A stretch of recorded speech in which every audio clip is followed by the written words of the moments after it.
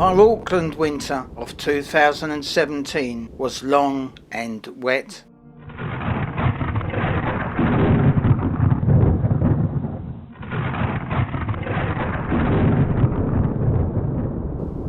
But eventually the black clouds passed, with the promise of blue skies to come. And my garden awoke from its winter's slumbers, as Feijoa that had been drastically trimmed burst into life with new growth, although they later retaliated by bearing few fruit. The colours of spring are my first garden visitors, as greenery takes on a vibrant hue.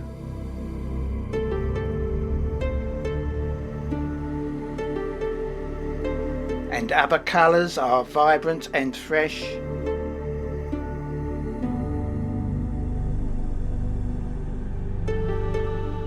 You know that summer is coming when Pohutukawa white buds appear.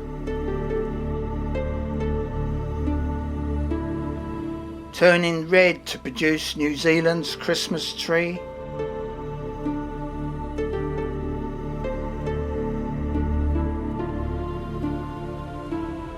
Other visitors, a neighbour's weeds peep through the fence or tower above it. As this thistleweed unfolds to show its beautiful yellow flower, then appears to die as white strands emerge to produce seeds, which quickly disperse on the wind out into the world. What remains provides a temporary home for passing insects as they feed on remains, before it finally shrivels and dies, for its purpose in life is now done.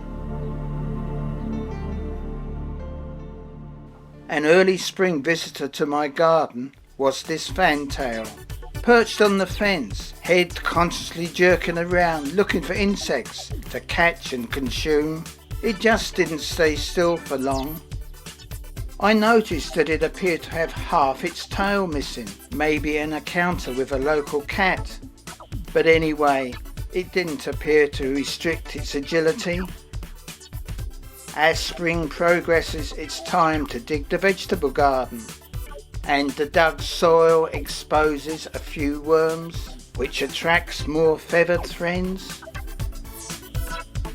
A handsome male blackbird, looking more blue than black, while others prefer to rummage elsewhere. And tui sing from a nearby tree.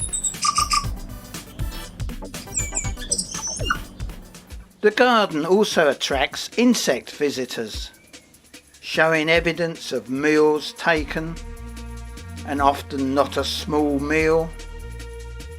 White fly enjoy my citrus trees, but they're probably not responsible for the unattractive nature of my lemons, which wouldn't win a prize for beauty in a garden show. And there's the pollinators, so vital for fertilisation.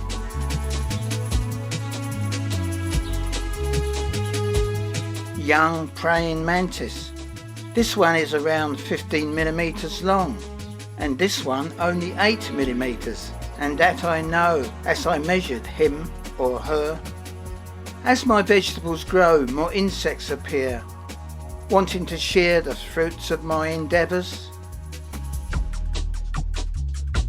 A green caterpillar, trying to hide from my camera, or hope that he's not seen against this leaf. Look carefully, and there's a very small caterpillar on the left. Watch as he tickles the big fella's tail. Oops, little one, you'd better hide. This one's camouflage isn't too good against a concrete path. What's this? Horrible ants! Better get out of here. Head south, young man. or maybe west. But not up there, it's just a barren concrete wilderness. Okay, over the edge, there's safety there. Meanwhile, the ants consume what's left of the unfortunate small green caterpillar. A yellow-spotted ladybird on my cucumber leaves feeding on fungus. Insects are great at recycling, as these ants deal with an expired bee.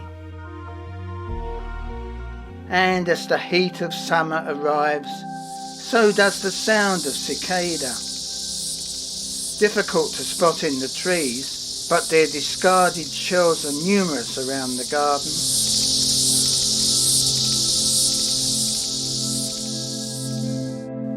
And on a hot, humid midsummer's day, as you gaze up into the green canopy above,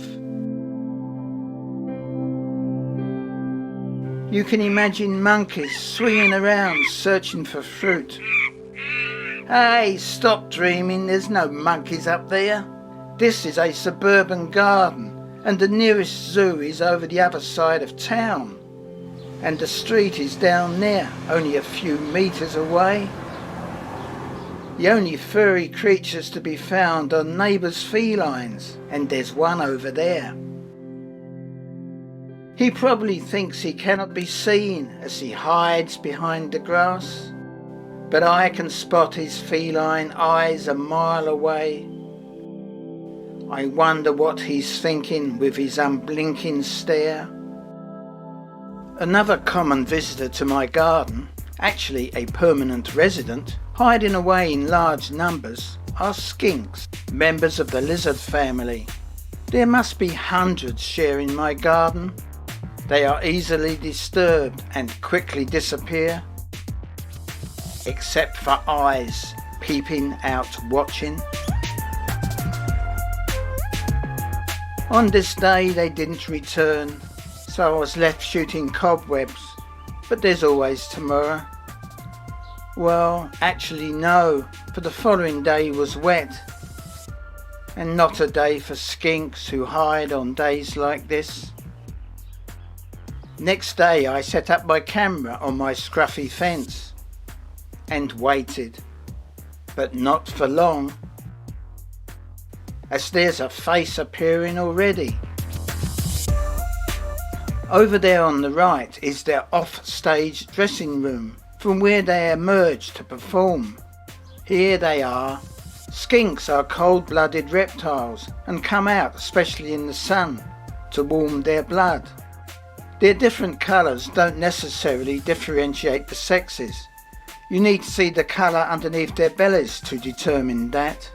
They can appear to acquire a dark shade of red when bathing in the sun, and also during the breeding season the heads of males can become red in colour, so I'm not certain of the reason this rare skink is red in colour. As previously mentioned, they are easily disturbed. Watch carefully, and our red friend has gone. Now watch for the blink of this one's eye, and he's gone. Only 1/5 of a second to disappear out of frame. You missed it? Let's do a slow rewind for a repeat. After a while I gained their confidence, and some presented themselves for inspection. You may have noticed a pulsating flashing effect on their lower bodies, just behind the front legs. That's the skink breathing. They capture oxygen from air both when inhaling and exhaling. They don't have a diaphragm muscle, so flex their body muscles to breathe, which is the movement we are seeing. These are around 10 centimeters in length and can live for 2 to 3 years. Fascinating creatures. But summer doesn't last forever, and the vegetable garden is now full of weeds, and tomato plants are past their best. The skink stage is now empty of performers, as the suburbs soak up the autumn sun, and we head towards winter.